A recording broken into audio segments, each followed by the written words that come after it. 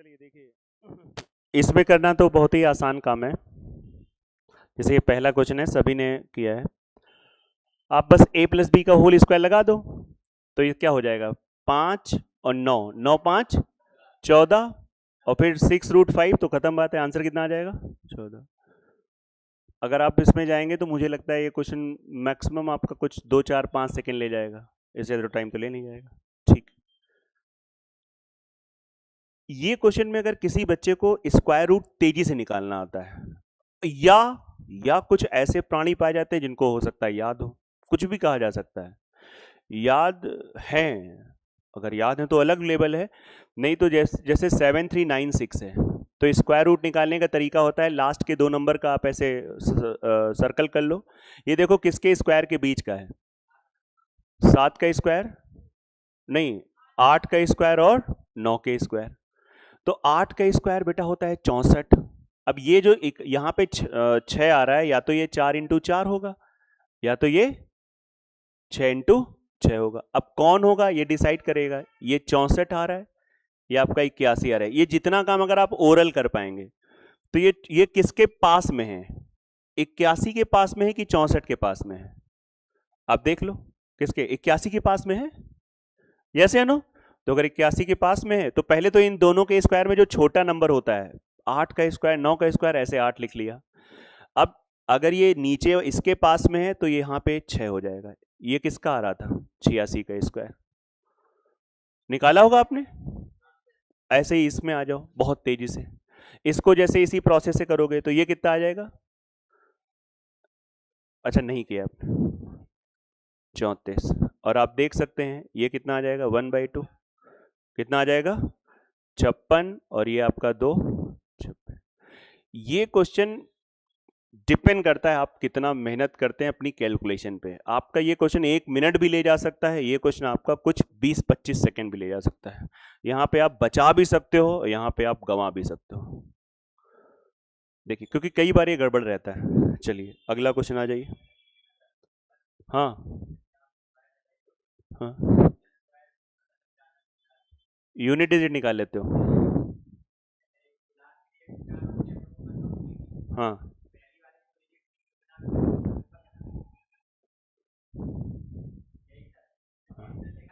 हाँ,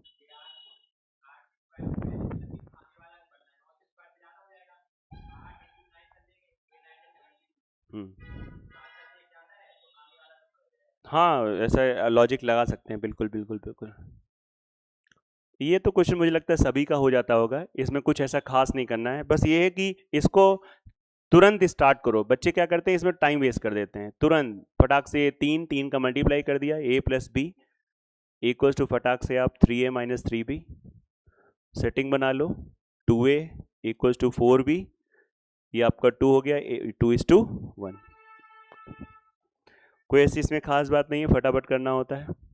ये क्वेश्चन देख लीजिए, इतने बार प्रैक्टिस होती है कि क्वेश्चन पढ़ते ही अगर रुपया दिया है तो सिक्कों का रेशियो होता है, ये तुरंत ऐसे यहीं से स्टार्ट होता है।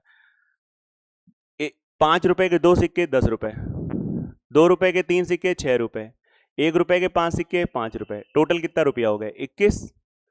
21 की वैल्यू दे रखी है 252। अब ये थोड़ा तेजी से किया करो, हो सकता है किसी से कट रहा हो। 12, 1 बराबर 12। अब कह रहा है प्रत्येक प्रकार के सिक्के, तो 1 बराबर 12, 24 36 60, तो 24 36 60, 24 36 और 60, सी ऑप्शन हो जाएगा। क्लियर है कि नहीं क्लियर है, बस बात खत्म है। ये सिंपल सी रेशियो चैप्टर आपका पढ़ा है, और पढ़ा है तो आपको ऐसे क्वेश्चन करने चाहिए। ये क्वेश्चन देखिए एक बार, एक दुकानदार ने एक मोबाइल की कीमत 800 रुपए तय करी, 15% छूट पे बेचा, तो 15% छूट पे बेचा। अब क्वेश्चन पढ़ते ही 800 रुपए एमआरपी है, 15% छूट मतलब 85/100। अब दिमाग में चल जाना चाहिए कि भाई साहब ये सेलिंग प्राइस पे पहुंच गए, और जो सेलिंग प्राइस है, क्वेश्चन ने कहा है कि हमें 20% का फायदा हो रहा है, बिक्री पर 20% फायदा हो रहा है, तो ये 120% की वैल्यू है, तो इनटू 100 अपॉन, तो तुरंत आपका कॉस्ट प्राइस निकल आएगा। सर ये हमें समझ में नहीं आ रहा है, तो फिर आप इतने दिन से क्या कर रहे थे? इसको जो सिंप्लीफाई करेगा पट्टे से आंसर आ जाएगा। गुणा भाग, इसके बाद आपका 10 सेकंड लगता है कि 1 मिनट लगता है, ये आपका गुणा भाग का मैटर करता है। कितना आंसर आ रहा है इसका? तीसरा आ रहा है, चलो ठीक।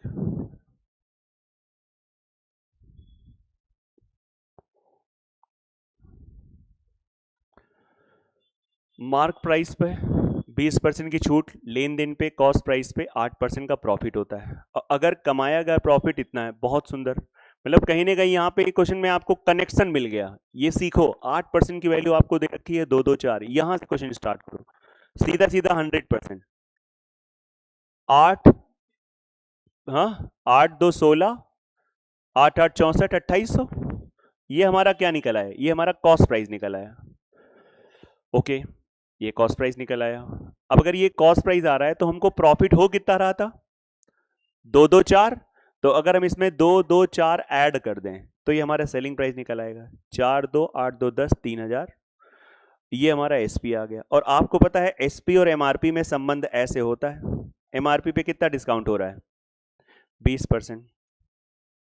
तो बेटा अगर 20% डिस्काउंट हो रहा है तो जैसे आपको करना है, 20% आपको पता होता है 5 की चीज 4, तो 4 की वैल्यू दे रखी है, 5 की वैल्यू निकालो।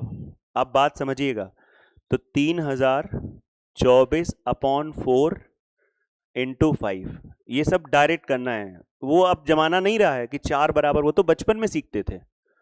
ऐसे लिखो 4 बराबर ये, तो 1 बराबर इतना हो गया इंटू 5। ये क्या निकला है? एमआरपी निकला है।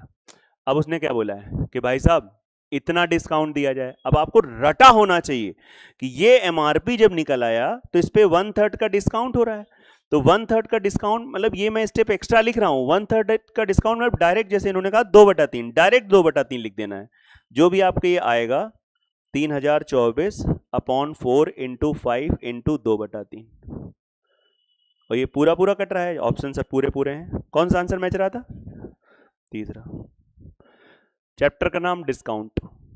पढ़ा है, कैसे पढ़ा है, कितना टाइम लग रहा है, ये सब देखना है। अगर आपका इसमें 1 1.5 मिनट 2 मिनट लग रहा है तो भैया काम करना है।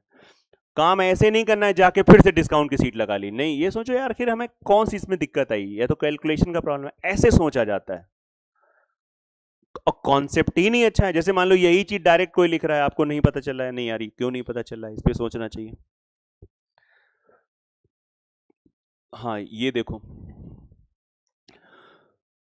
देखो a x cube plus b x square plus c x plus d, अगर इसके रूट अल्फा बीटा गामा है तो कुछ मैं आपको रूल बता दे रहा हूं, इन तीनों का जो सम होता है वो माइनस का बी अपॉन ए होता है। अल्फा बीटा, बीटा गामा और गामा अल्फा, ये आपका हो जाता है सी अपॉन ए। और एक होता है आपका अल्फा बीटा गामा माइनस का डी अपॉन। आपको द्विघात समीकरण तो याद है, a x square plus b x plus c, ये उसका आगे का वर्जन है। तो ये 25 का पेपर है तो 25 में क्वेश्चन आ चुका है, आप देख लीजिए। तो इसमें जिस बच्चे को ये पता होता है मुश्किल से 5-6 सेकंड का क्वेश्चन है। एक्स वाई जेड इसके मूल हैं, रूट्स हैं, तो बस यही पूछा गया है, 8 आंसर आ गया। क्वेश्चन देखा, टिक किया। ये छोटी छोटी चीजें अच्छा बच्चे को कर देती हैं। ये चलिए आपको मिल जाएगा इसका लेक्चर, तो आप इसको ऐसे नोट ना करो, पहले समझते रहते हैं हम लोग, टाइम बचा लेते हैं। ये क्वेश्चन एग्जाम हॉल में मतलब बहुत ही लेंदी क्वेश्चन है। ऐसा भी नहीं कि मतलब नहीं कर सकते हो, लेकिन ये टाइम बर्बाद करेगा, है ना? नहीं, आंसर चेक, अच्छा कोई बात नहीं, पहले हम लोग लड़ेंगे फिर काम करेंगे, नहीं पहले काम करेंगे फिर लड़ेंगे। 15 मार्च से लेकर, अब आपको 15 मार्च से लेकर 15 सितंबर तक खेला करना है पूरा। अब इसमें आपको थोड़ा सा सिस्टम बनाना है, आपको हिसाब लगाना है। बताइए मार्च में कितने हुए? 16, ठीक है। और फिर मार्च के बाद अप्रैल 30, अप्रैल के बाद मई, जून, जुलाई, अगस्त, सितंबर, और हमें पता है, इसको ऐड किया आप लोगों ने, कितना आया? 184। अगर ये एडिशन गलत है तो इसकी जिम्मेदारी इनको लेना पड़ेगा। तो 184 दिन में आप ये भी समझना, इसमें अगर हम दोनों दिन शामिल करेंगे तो एक और ऐड करना पड़ेगा। 184 में एक दिन मिसिंग है, क्योंकि जब आप यहां पे 16 लिखते हो तो 16 मतलब 15 के आगे हैं 16, 15 वाला पहला वाले दिन मिस हो गया, इसीलिए कई बार क्वेश्चन में लिख के आया दोनों दिनांक शामिल किए गए। अब इसके बाद वही है फॉर्मूला जो आप करते हो, आंसर इसका भाई साहब आएगा है। बात तो सीधा 6 में गलती है, या तो आप देखो कितना आ जाएगा, 184 अपॉन 365, और SI आ गया। और जब SI आएगा तो उसके बाद अमाउंट आपका निकल आएगा। तो जो इसका आंसर लगवाया गया है बिल्कुल सही लगवाया गया है। अप्रॉक्स तीसरा आ रहा है, दूसरा आ रहा है। अच्छा चलो देख लो आराम से आप सिस्टम ढंग से, बहुत ही बढ़िया तरीके से काम हो सकता है इसका। थोड़ा कैलकुलेटिव क्वेश्चन था, लेकिन जो है वो उस पर हमको एक्सेप्ट करना पड़ेगा। हाँ नहीं, 6 मंथ डायरेक्ट नहीं ले सकते हो, 15 चीज़ें ऐसी चल रही हैं, सिस्टम ढंग से बना सकते हो आप, उसका सिस्टमैटिक ढंग से चीज़ें करना पड़ेगा। हाँ अगर डेट बता, अगर बात यहाँ पे 1 जनवरी से स्टार्ट होती, अब बात समझिए ना, यहाँ पे चीज़ें डिस्टर्ब हो जाती ना, कि वो 6 महीने ये होते हैं, 1 जनवरी से आप यहाँ तक पहुँचे, फिर 6 महीने अगले वो हो जाते हैं। वहाँ पे जब भी ऐसा, जब भी कभी भी ये ऐसा आ जाए तो समझ लेना आपको दिन निकालने पड़ेंगे, इसमें कोई टेंशन वाली बात नहीं है। बड़ा क्वेश्चन होता है, लेंदी क्वेश्चन होता है। ये क्वेश्चन का सबसे स्मार्ट तरीका है कि आपने क्वेश्चन जबरदस्त सिंपल इंटरेस्ट पढ़ा है कि नहीं पढ़ा है। तुरंत आप देख लीजिए, आप मान लो प्रिंसिपल को XYZ 4% और कितने साल के लिए? एक साल है, सब में एक साल है। अच्छा चलो, जब एक साल है तो इसमें कुछ करना ही नहीं है, सीधा सीधा 4% ऑफ X इक्वल्स टू 5% ऑफ Y इक्वल टू 10% ऑफ, आपने परसेंटेज काट दिया, XYZ का रेशियो आ गया, LCM 20, 4 पंचे 20, 5 चौको 20, 10 दूनी 5 4 9 2 11, 11 की वैल्यू 4400, एक बराबर आपका आ जाएगा 400, और 5% आप जानते हो। हाँ हाँ, एक Y की वैल्यू वाली 4 है तो 4 की वैल्यू आपकी 1600 हो जाएगा। तो ये क्वेश्चन नॉर्मल है, ये मतलब सीट के में बहुत हमने प्रैक्टिस कराई है, अच्छी वैल्यू पे कराई है, तो बहुत सिंपल सी वैल्यू। इनमें सब में टाइम बचाना है। आप जैसे इससे पहले वाला, अब जैसे ये क्वेश्चन है हाइट एंड डिस्टेंस का, एक बेसिक क्वेश्चन, 150 मीटर हाइट है टावर की, और एक ही तरफ दो हैं, एक कार ये है और एक कार ये है, हाइट इसकी 150 मीटर है, अवनमन कोण तो मतलब ये वाला 45, ये वाला 60। बेटा ये 45 है तो ये भी 45 होगी, ये 150 हो गया तो 150 हो गया, थोड़ी ज्योमेट्री साथ में चल रही है, ठीक है। फिर उसने कहा है दोनों कारों के बीच की दूरी, ये दूरी हमको बताना है।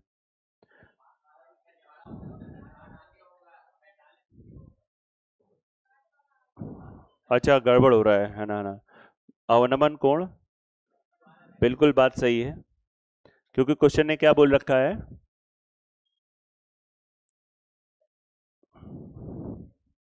ये आपका हो जाएगा 45, ये कितना हो जाएगा 60। तो अब खेल चेंज हो गया, इसको हम x मान लें, तो आप ऐसे कर सकते हो,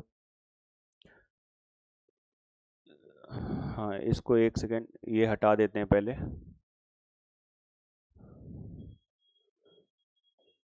हमको ये कार के बीच की दूरी बतानी है। बेटा ये बताओ, अगर ये दूरी बतानी है, इसको हम अगर x मान लेते हैं, अच्छा ये 150 तो ये पूरा 150 होगा, तो ये कितना बचा 150 माइनस x, और जब 150 माइनस x है तो सीधा सीधा आप यहां से लगा दो, tan 60 लगा दो, tan 60 equals to 150 upon 150 minus x, और tan 60 √3 होता है, √3 से आप मल्टीप्लाई कर दो तो 150 √3 माइनस √3x इक्वल्स टू 150। आप इसे सॉल्व करोगे, मुझे लगता है आंसर आ जाएगा 150 कॉमन ले लो, √3 माइनस 1 अपॉन √3। किस फॉर्मेट में दिया है, रेशनलाइज तो नहीं किया है, नहीं, इसी फॉर्मेट में दिया है, इसका आंसर तीसरा आ जाएगा क्योंकि √3 जब इसके नीचे जाएगा तो 1 पक्का, बात खत्म। इसे आप देख सकते हैं आराम से बहुत ही अच्छे तरीके से।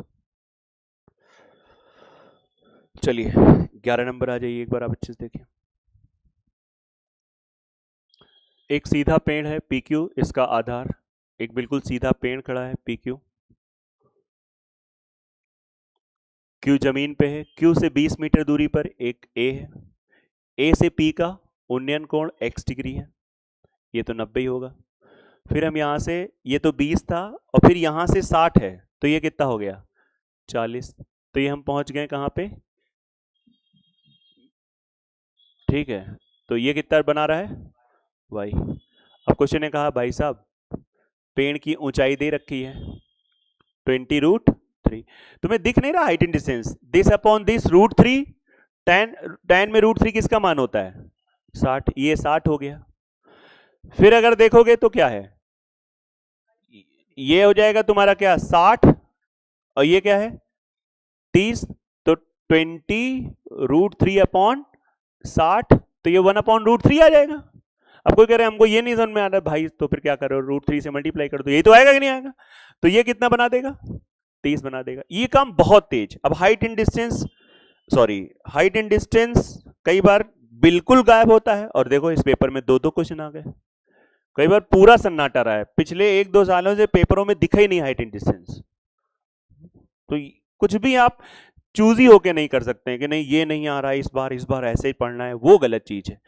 एक एक चीज मैटर करेगी बेटा। चलो इसका मिल जाएगा सोल्यूशन, तुम लोग जो लोग साथ में काम कर रहे हो। अभी कुछ नहीं, पहले बात करते रहो फिर बाद में बात करेंगे।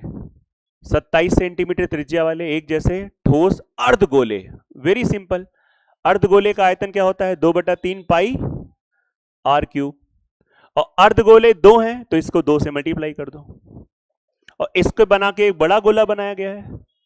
जो किसी का डाउट है आप बाद में पूछ लीजिएगा, बस बात खत्म है। 4/3 पाई खत्म हो गया, 4/3 पाई खत्म हो गया, r की वैल्यू 27 आ गई। बताओ छोड़ देते हो, ये क्वेश्चन करने वाला था 5 सेकेंड 10 सेकेंड किया था आप लोगों ने कि नहीं, मुझे लगता है ये सब क्वेश्चन करने चाहिए, और ये सब 15 मिनट के अंदर में होने चाहिए। 15 मिनट में सीक्वेंस मैटर नहीं करता है ये क्वेश्चन। इस क्वेश्चन का इतिहास ये है, ये क्वेश्चन पहले तो एसएससी सच बता रहे हैं PYQ पर ही बेस्ड है, और PYQ ही करना चाहिए, और PYQ से ही चीजें होती हैं। ये 25 में जरूर क्वेश्चन आया है, लेकिन अगर आप देखोगे तो इसका बाप सन 16 सन 17 में आ चुका है। इसमें एक कटिंग है, उसमें 2 कटिंग थी,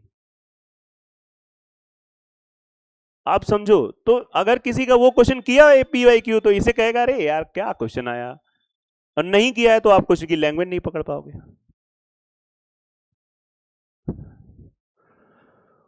मूल ऊंचाई 20 है, ठीक है, और ऊपर से 5 की हाइट पे काटा गया है, तो अगर 5 की हाइट पे मूल ऊंचाई 20 है तो ये कितना हो जाएगा 15। आपको बस इतना आपको ध्यान देना है बहुत ज्यादा अच्छे से।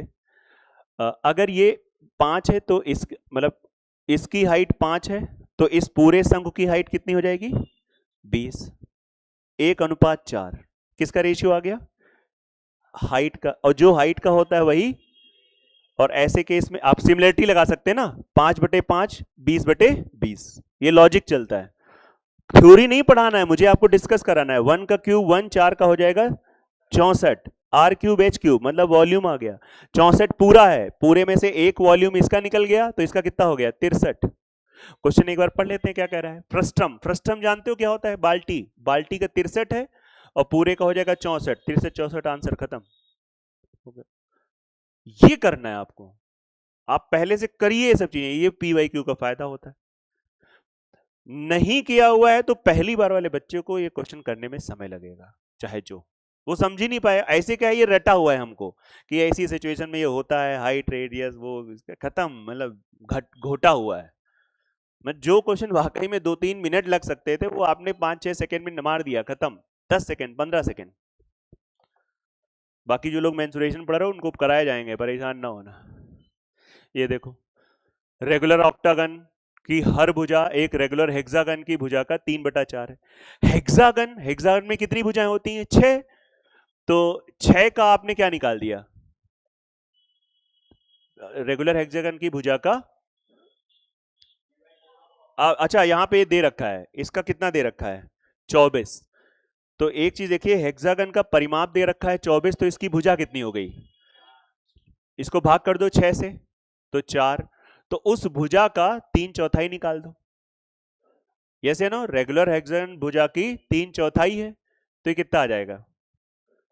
3। 3 क्या निकल के आ गया? Side of octagon. अगर इसकी साइड 3 निकल के आ रही है तो परिमाप निकलना है 8 त्रिक। नहीं बात समझ में आ रही? ये सब क्वेश्चन आपसे अगर छूट रहे हैं तो देखिए यहां पे गुनाह है। बड़ा क्वेश्चन छूटता है तो समझ में आता है, अभी तक ऐसा कुछ नहीं मिला है। ये क्वेश्चन है आसान, लेकिन ये थोड़ा सा नया पाया गया था 2025 में। क्वेश्चन उतना टफ नहीं है, बस वो कई बार हम ये डरा देता है। समांतर श्रेणी एक तो बोल दिया, ये सब बड़ा, अरे भाई कुछ नहीं है, बस आपको ध्यान देना है, इसमें आपको फील करना है। प्रिज्म का बारे में आपको पता है, इसका जो बेस है वो हेक्सागन टाइप का है, और हेक्सागन का एरिया जो निकालते हैं बच्चे ऐसे निकालते हैं, √3/4। अगर इसकी भुजा ए है तो ए स्क्वायर, और ऐसे कितने बनते हैं? 6। अब किसी को ये सब बातें नहीं पता है तो भैया मैं उसे कैसे बता दूं? अब आप समझो, ये उसका बेस का एरिया हो गया, और प्रिज्म का आयतन होता है area of base into height. Area of base into height. जब बेटा ये आयतन हुआ तो आप सोचो, सॉरी ये एरिया हो गया, बेस एरिया, तो उसने दे रखा है लंबाई भुजा की 8 है, चलो ए की वैल्यू हमको पता है 8 है, ए की वैल्यू 8 पता है। फिर एक चीज समझना, पहला हिस्सा 8 ऊंचा है, अगला हिस्सा 3 सेंटीमीटर ज्यादा ऊंचा है। 8 तक चलेगा, 8 के बाद, 8 के बाद क्या हो जाएगा? 11। फिर 11 के बाद फिर 3 ऊंचा, 14, फिर कितना? 17। इसको ऐड करो, 50। ये हमारी नीचे से ऊपर तक की बिल्डिंग की हाइट हो जाएगी। एरिया ऑफ बेस ये है, हाइट कितना है? 50, वॉल्यूम निकल आया, और ए की वैल्यू यहां पे पुट कर देना है क्या? 8। 8 का स्क्वायर हो गया, क्वेश्चन खत्म हो गया। अब जो बच्चा सॉल्व करेगा, जो आंसर लगवाएगा, क्या लगवाया गया है? 42। जो लगवाया गया वही आंसर आएगा, आप देख लें। प्रिज्म प्रिज्म प्रिज्म, आप ध्यान दे लें, उसको देख लो, ये भी बहुत सही क्वेश्चन था, दिमाग लगाना था, है ना? चलिए आगे की बात करते हैं।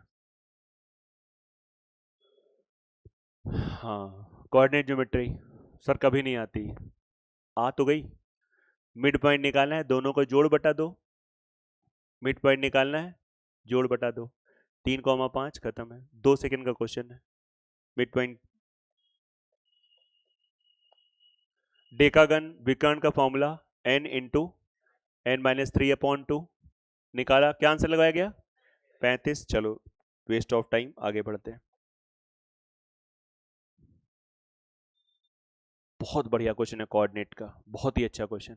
ज्योमेट्री एंड कोऑर्डिनेट मिक्स है, ऐसा क्वेश्चन एनडीए में पाया जाता है। अब बताइए, एसएससी ने पूछ रखा है, इसका कोऑर्डिनेट मतलब सेंट्रॉइड दे रखा है 6,7, और तुमको पता है जो केंद्रक होता है, अगर हम इसको मिला दें तो ये डी मिड पॉइंट है, क्वेश्चन ने दे भी रखा है। और ये जो केंद्रक होता है ये हमेशा 2:1 में बांटता है, और इसके आपको पॉइंट दे रखे हैं 3,5, इसके आपको बताना है x, इंटरनल बाइसेक्टर का फॉर्मूला लगा दो, इंटरनल बाइसेक्टर का फॉर्मूला लगा दो। सर इंटरनल बाइसेक्टर 6 बराबर, इसको x1 मानो, इसको x2, इसको y1 मानो, x1 y1, ये x2 हो गया, ये y2 हो गया, ये m1 हो गया, ये m2 हो गया। और फॉर्मूला आप जानते हो क्या होता था? m1 x2 plus m2 x1,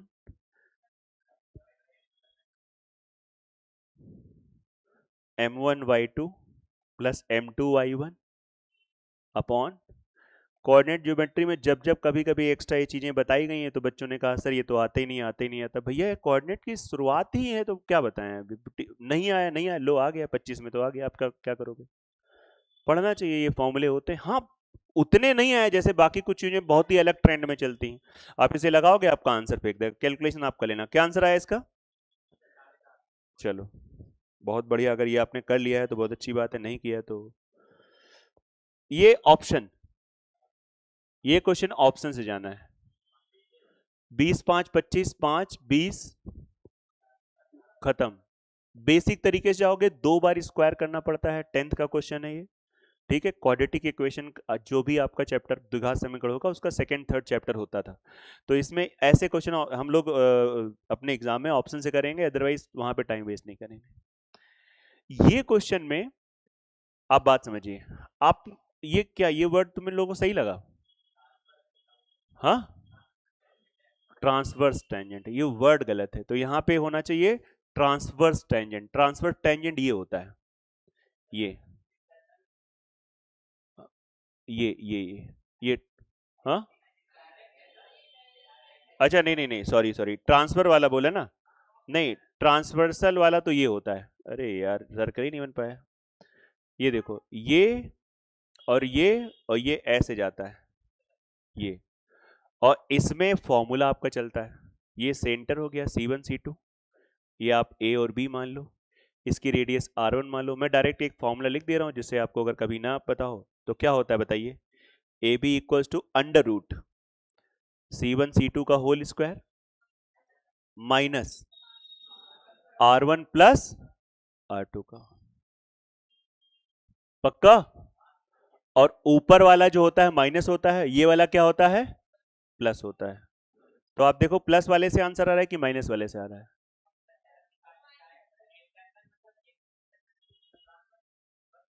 हाँ, ये वर्ड ऐसा कह सकते हो, लेकिन ये वर्ड ऐसा है, उसमें ये वर्ड चीजें पता नहीं कैसे क्या चीजें हो गई हैं। आप इसको ऐसे ही मानते हैं, ये हमेशा ट्रांसवर्सल कॉमन टेंजेंट होता है, this is a transversal common tangent. अच्छा, और क्या इसका आंसर आ गया है? 6। चलिए, ये फॉर्मूले होते हैं, दोनों आपको लिखवाए गए हैं, आप देख लीजिएगा। ये क्वेश्चन, ये क्वेश्चन में गड़बड़ है, ये क्वेश्चन प्रॉब्लम है, इसको स्किप करते हैं, इसमें कुछ समस्याएं थी, वो देख लिया गया था। ये क्वेश्चन, अब देखिए ये क्वेश्चन आपके फ्री के थे, इसको आप चेंज कर दो, A square minus B square, A minus B A plus B, क्या हो गया, sine square A minus cos square A equal to 1/2। इसको चेंज कर दो, 1 माइनस कॉस स्क्वायर, तो 1 माइनस 2 कॉस स्क्वायर ए। जितना ज्यादा ये कर पाओगे, 1/2 यहां आ गया तो ये 1/2 हो गया, और ये 2 कॉस स्क्वायर ए तो ये 1/4, और कॉस, अच्छा कॉस स्क्वायर ए ही पूछा है, ये भी ध्यान देना, कॉस स्क्वायर ए पूछा है तो 1/4, कॉस ए पूछता तो प्लस माइनस 1/2 होता। ट्रिग्नोमेट्री का बेसिक क्वेश्चन 10 से 12 सेकंड आपका है। आप समय देखिए, बच भी रहा है यहां पे, ये देखिए,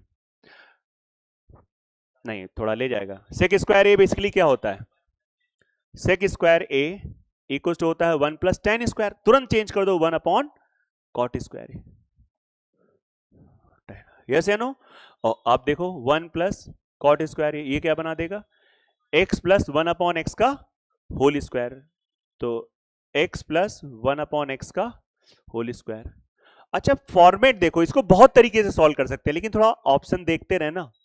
हो गया क्वेश्चन, इसको जब ऊपर ले जाओगे तो x प्लस 1 अपॉन एक्स की पावर -2, कौन सा आंसर आ जाएगा?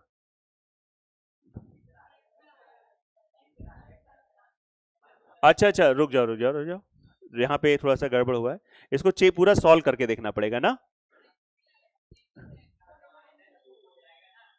नहीं नहीं नहीं नहीं नहीं, तीसरे में नहीं नहीं, इसमें 1 है, इसमें ये होना चाहिए x प्लस ऐसे जाएगा, सही है, इसका आंसर क्या आ जाएगा, तीसरा। अगर आप इसे सॉल्व करने में चले जाओगे तो बहुत टाइम बर्बाद होगा, और इसमें नंबर क्रंचिंग करोगे तो भी टाइम होगा। ये सबसे सिंपल तरीका है, एकदम प्योर बेसिक स्कूल का मेथड है, यस या नो।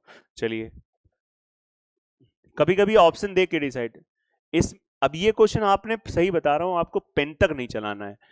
11, ये यहां पे जब 2 कॉमन लोगे, 2 दूनी 4 दूनी 8, नीचे 1/8 हो जाएगा, 1/8 आपका यही होता है।